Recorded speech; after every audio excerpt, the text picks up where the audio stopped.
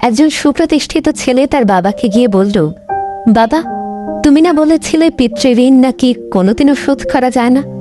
তুমি কি জানো, তুমি আমার পেছনে বিগত 20 বছরে যত টাকা খরচ করেছ, আমি আগামী 3 বছরে এর পুরোটা শোধ করে দিতে পারবো। কথাটা শুনে বাবা একটু মুচকি হাসলেন। তারপর বললেন, খোকা, একটা গল্প শুনবি?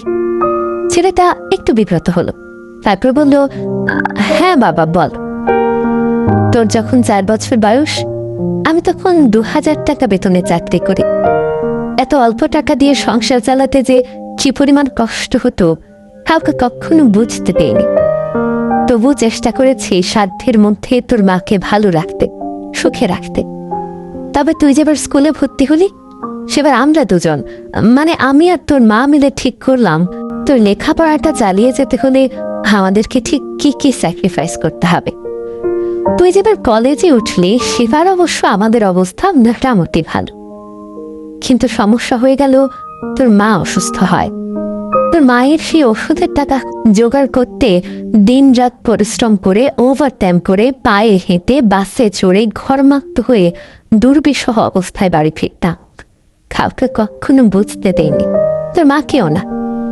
একবার শোরুমে একটা বাইক দেখলাম, খুব পছন্দ হলো। রাতে স্বপ্নেও দেখলাম আমি বাইকে চড়ে কাজে যাচ্ছি। কিন্তু পরদিন সকালে তুই একটা ল্যাপটপ চেয়ে বসলি।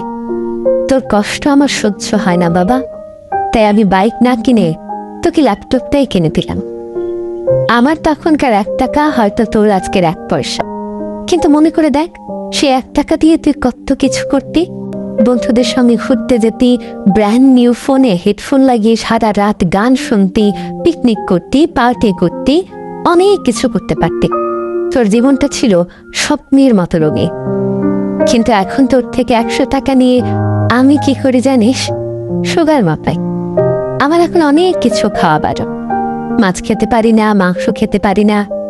তোর এত এত টাকা দিয়ে আমি কি করি বলতো? তাই তো তোর এত টাকা দিয়ে আমি স্বপ্নের জাল বুনি। আর সেই স্বপ্নে আমি বাইকে চড়ে সারা শহর ঘুরে বেড়াই, বন্ধুদের সঙ্গে ঘুরতে যাই, তোর মায়ের হাতে হাত রেখে দাঁত নেয় যাই। বাবারা নাকি খারুস হয়। জানিস, আমিও আমার বাবাকে তেমনটাই ভাবতাম।